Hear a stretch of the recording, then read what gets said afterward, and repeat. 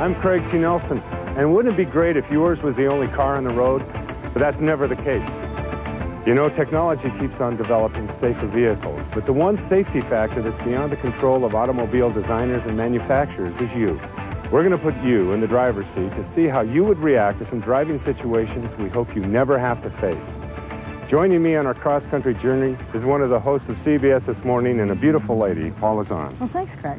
Hi, everybody. We're starting on one of the most challenging roadways in America, the Los Angeles freeway system. It's a complex network of roads where a single wrong move or even a moment of indecision can spell disaster. You're in the left lane on a crowded expressway driving at highway speed. The lanes are narrow, and the only thing between you and the oncoming traffic is a metal guardrail. The car to your right suddenly enters your lane, hitting your car and forcing you into the guardrail. What should you do? A. Slam on the brakes. B. Maintain your grip on the wheel while gradually braking to a stop. C. Maintain your grip on the wheel and move to the right. D. Turn hard to the right to avoid hitting the guardrail again. The answer is B. Maintain your grip on the wheel and brake firmly, but not to the point where your brakes lock up. Gradually steer away from the guardrail and come to a stop in the left lane once traffic behind you has reacted to your problem. Do not attempt to cross lanes of heavy traffic. Do not slam on the brakes. You could lock your wheels and skid or be struck from the rear by someone following too closely. Do not make a hard turn to the right, but get away from the guardrail as quickly as possible. Experienced drivers try to prepare for every contingency, including the weather. You're driving after a recent rainstorm. As you drive through a big puddle, the steering wheel doesn't respond. Your car is hydroplaning, a condition where your tires begin to ride up on a film of water and lose contact with the road.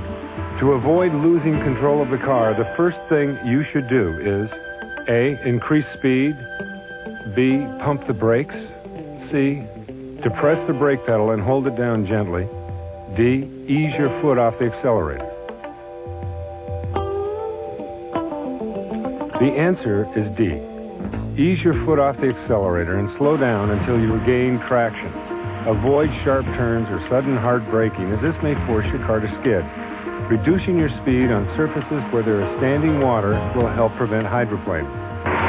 Hi, I'm Tim Allen, and I know a lot about cars. I can tell you about how the pinion gear fits in the differential. I can tell you about the cubic displacement of your engine. I can even tell you about the frequently neglected Canuter valve. But let's not worry about that now. You don't have to be a mechanic like me to do at least one thing to improve your car's safety. Good treads allow water to escape from under your car's tires, giving your car a much better grip on the road. Smooth tires, however, double the risk of skidding on wet surfaces. And you're more likely to blow out if you hit an obstacle, right? You don't want that. Now, if your treads are worn, get some new tires.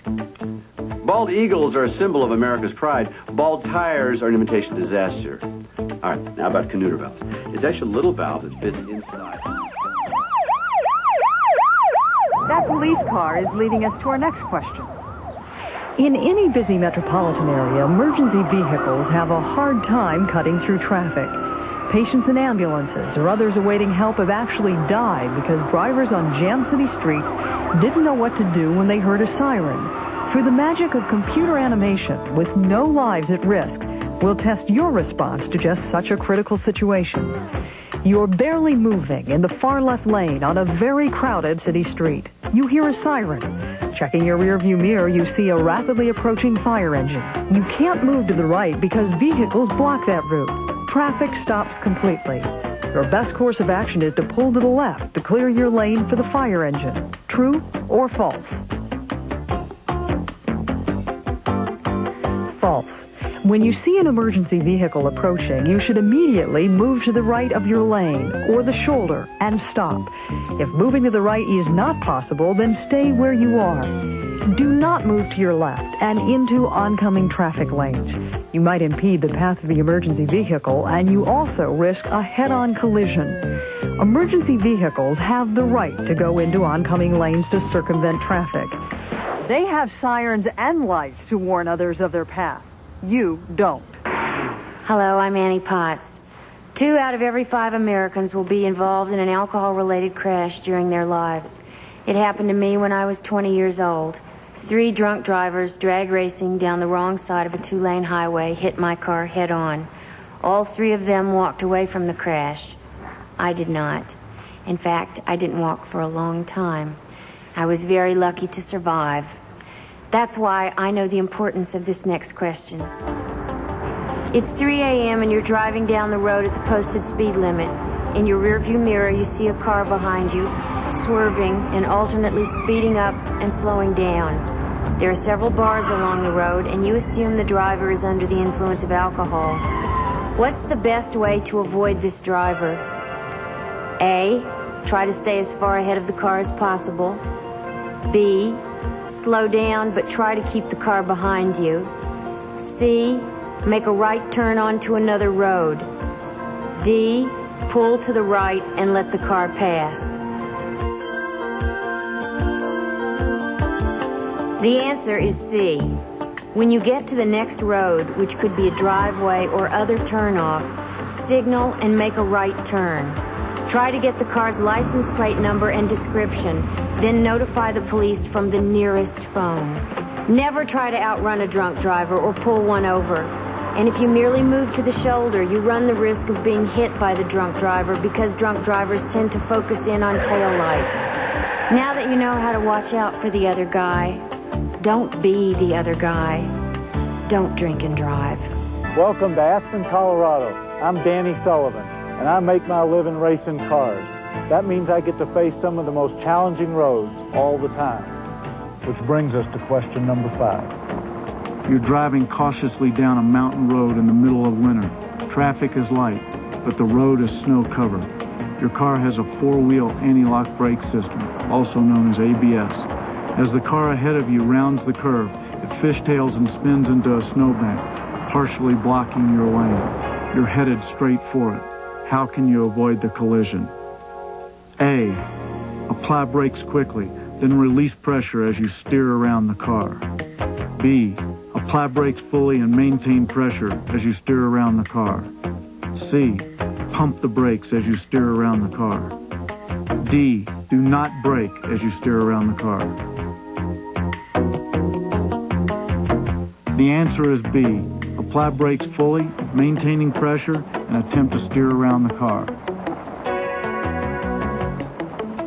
Applying brakes fully will activate the anti-lock system when the wheels begin to lock. Slamming on the brakes and then releasing them, as well as not applying your brakes at all, will not help reduce your speed. Pumping anti-lock brakes reduces the effectiveness of the anti-lock brake system and may even increase your stopping distance. If you have an older car or one without ABS, the best way to make a controlled stop is to use the threshold or squeeze braking technique.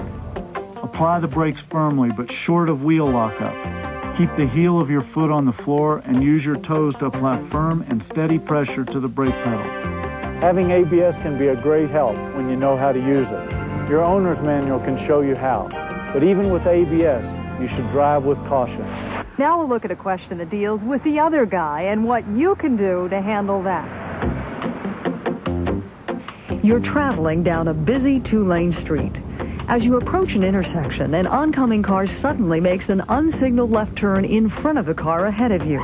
The car ahead of you slams on the brakes. You hit your brakes hard, but it is too late. Your car rams into the back of the car in front of you. What could you have done to avoid this crash? A, allowed more space between you and the vehicle in front of you. B, swerve to the left. C, swerve to the right. D, there was nothing you could have done to avoid the collision. The answer is A. Whenever you drive in traffic, allow plenty of distance between your vehicle and the one ahead. Space allows you time to stop safely if the other driver suddenly brakes. Our next question deals with a risk that incredibly many people take for granted, although it places them in tremendous danger. Here you are. You're driving down a country road and you see a sign telling you there are railroad tracks ahead. You do not see any flashing red warning lights or gate down to indicate the presence of a train. True or false? It is safe to proceed at the posted speed limit. False. Less than 1/3 of all public highway rail grade crossings have flashing lights or gates to actively warn motorists a train is approaching. At most crossings, signs and pavement markings warn motorists only that they are approaching a highway rail crossing. It is a motorist's responsibility to prevent crashes by slowing down or stopping. A train always has the right of way. All road signs are coded by color, so if you know what the color signifies, you can grasp the general purpose of the sign before you're actually close enough to read it. Let's test your knowledge of road signs now. On one side of your screen, we'll show you the colors of the signs. On the other side, you'll see their purpose.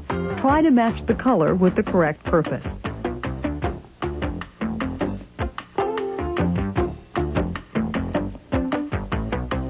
Let's see how you did. The color red forbids certain actions. For instance, it tells you when to stop or not to enter. Orange indicates there's road maintenance going on. Blue signifies services such as gas, food, or lodging. Green signs are guides to exits and directions.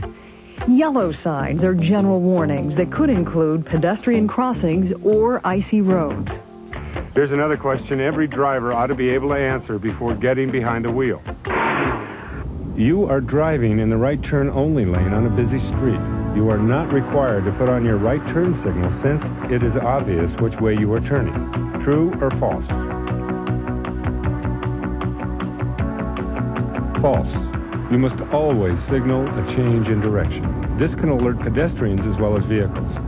Failing to signal is a ticketable offense. Most states require a signal for at least 100 feet prior to any change in direction.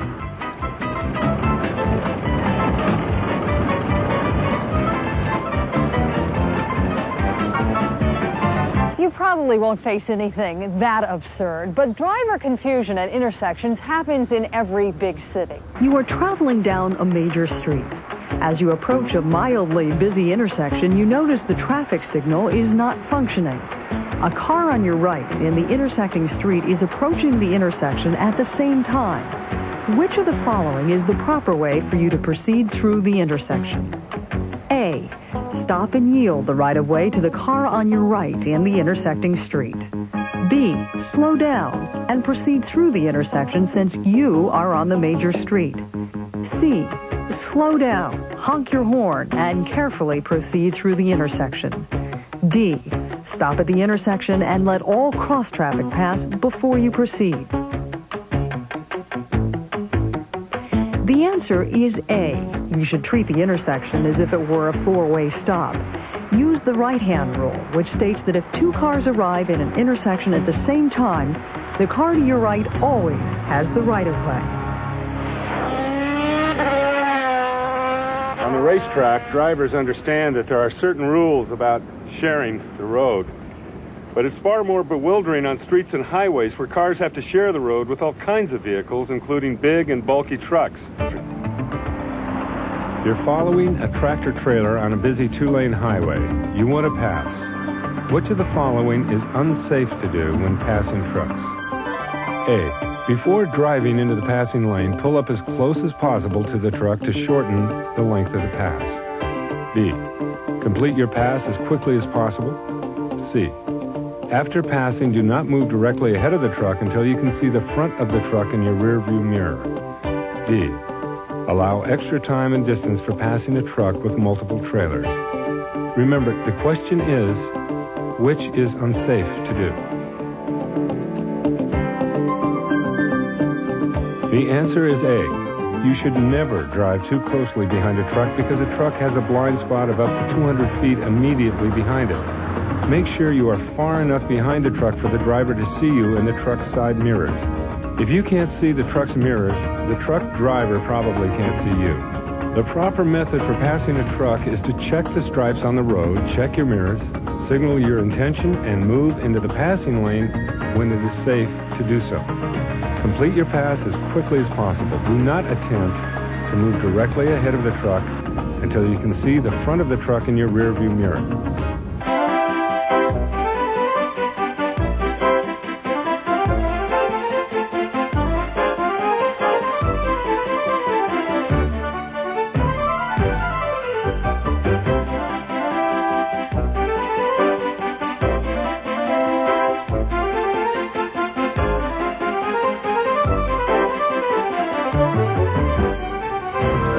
of the dueling vehicles is only a slight exaggeration of the collisions that mount up every day on our streets and highways, and this is one of the results. Which of these factors is responsible for the greatest number of collisions? A, mechanical failure of vehicle. B, driver error.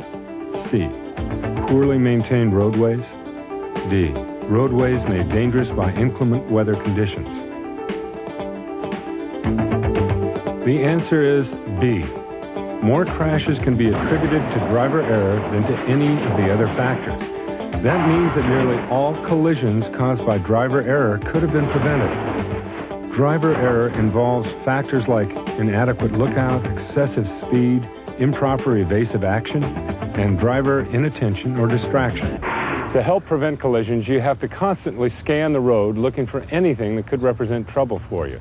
We're going to put you in the driver's seat again to see how well you can identify potential driving risks. Let's cruise down one of the most challenging roads in America, a typical residential street, and see how many hazards you can identify.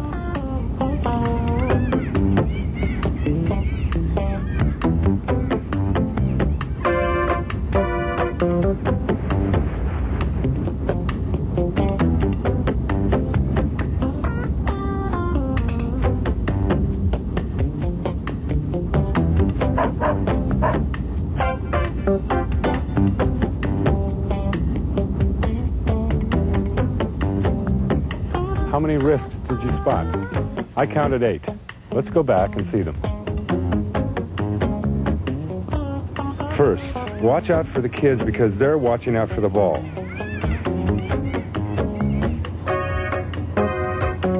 Hey, miss spotting that bike and your car may not miss it. Yeah, a person who stopped the car is probably about to get out, so look out. You're right, he didn't signal, but a car at an intersection is going somewhere. Better be ready for any direction. What's faster than the speeding bullet? An unleashed dog. Okay, they're thinking lawnmower. It's up to you to think safety.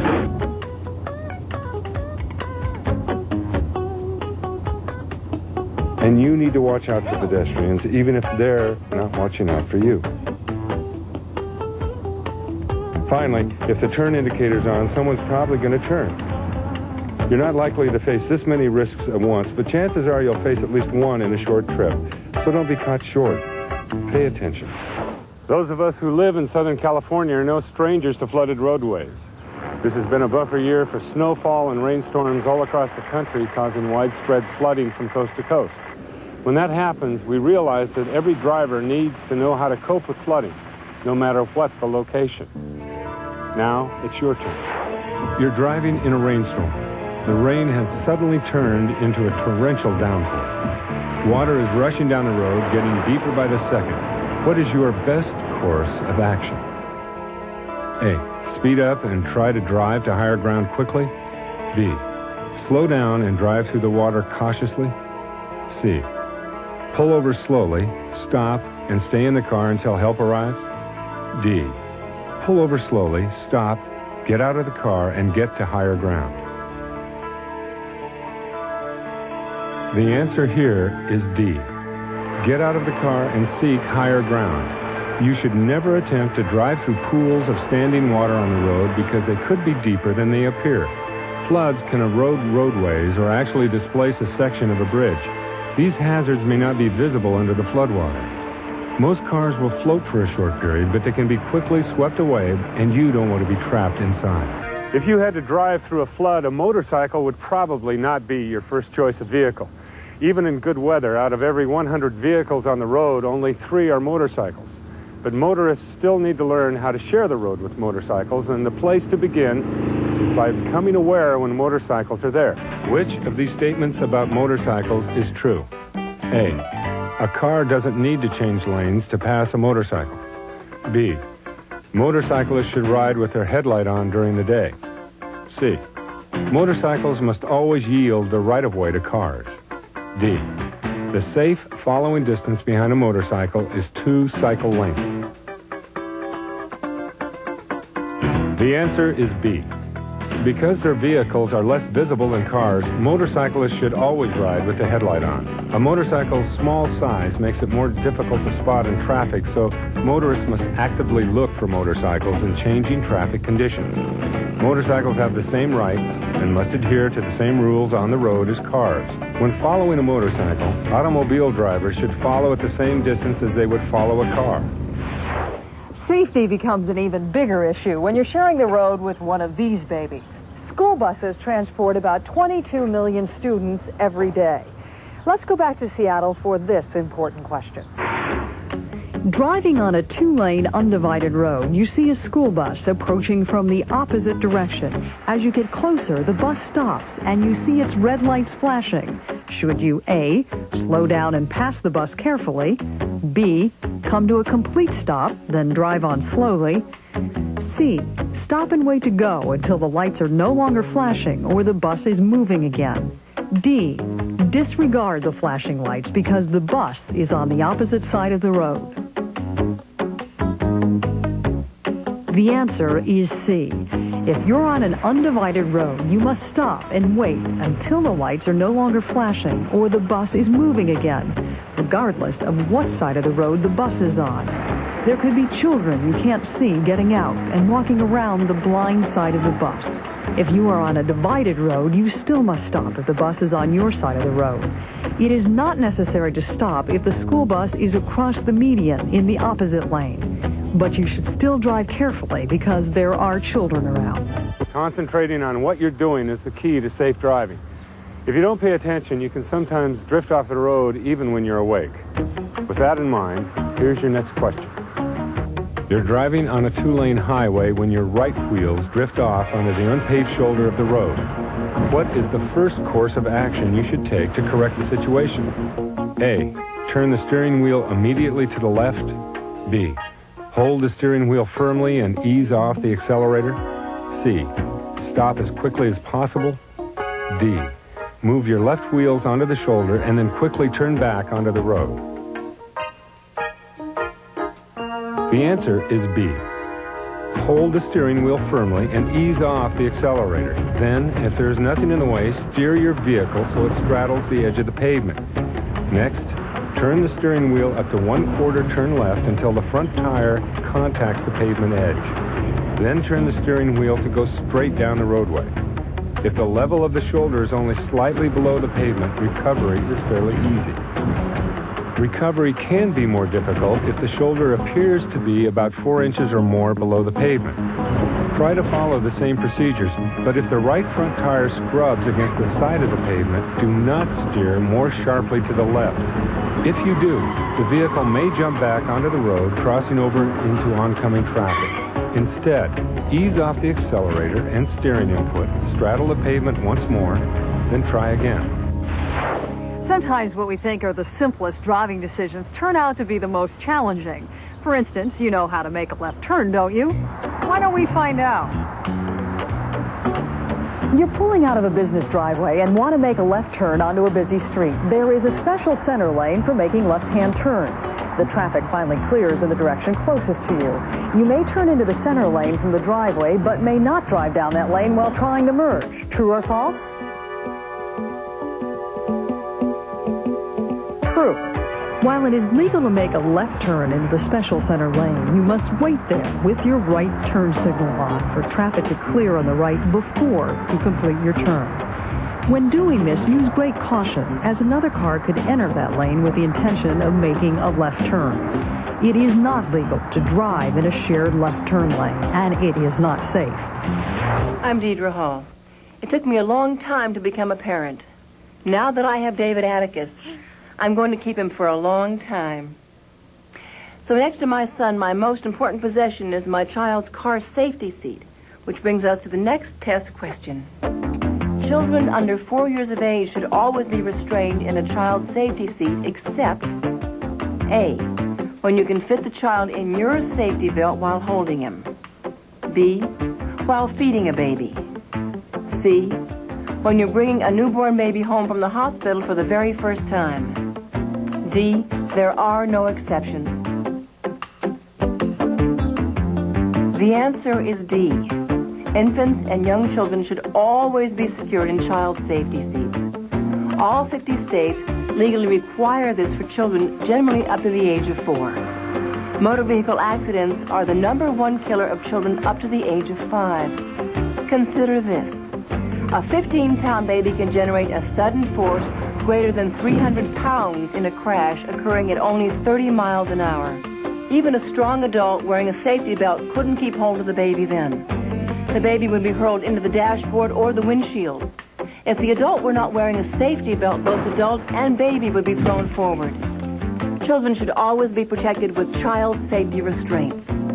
Be sure to use the proper type of seat for your child and follow the manufacturer's installation instructions. A seat that's installed incorrectly is worthless. Check your owner's manual for complete details. Your next question deals with a situation we hope you never encounter, the deadliest of all collisions. It's early morning and you're driving down a 2-lane highway. In the distance, you see a car approaching in your lane at high speed. You think the driver might be drunk or asleep. You frantically honk your horn, but the car does not move out of your lane. A head-on collision appears imminent. What is your best course of action? A. Slow down and carefully move to the left. B. Slow down and pull off to the right. C. Stop as quickly as possible and stay in your lane, waiting for the other car to react and move back into its proper lane. D. Turn hard to the left so the oncoming vehicle will strike the side of your car instead of hitting it head-on. The answer is B. First, reduce your speed as much as possible and wait as long as possible to pull out of your lane. Then, pull as far to the right as you can. If necessary, drive clear off the road. If you have to hit something, aim for something soft such as shrubbery. Going off the road is not without risk. There is a possibility you may be injured. But in most cases, any choice is better than a head-on collision where the risk of serious injury is greater. So move to the right.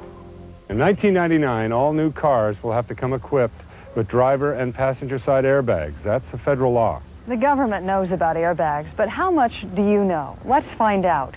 Our last question takes us to Detroit, Michigan. These days, the Motor City makes more than just automobiles. It also manufactures airbags. You're driving a car equipped with an airbag. In which of the following situations should you expect your airbag to deploy? There may be more than one answer. A. Your car is rear-ended by another car at about 20 miles per hour. B. You misjudge your stopping distance and your car runs into a stopped car at around 10 miles per hour. C. Your car is sideswiped by another car at about 25 miles per hour. D. Without warning, another car runs a stop sign. Your car strikes the side of the other car at 35 miles per hour. The answer is D.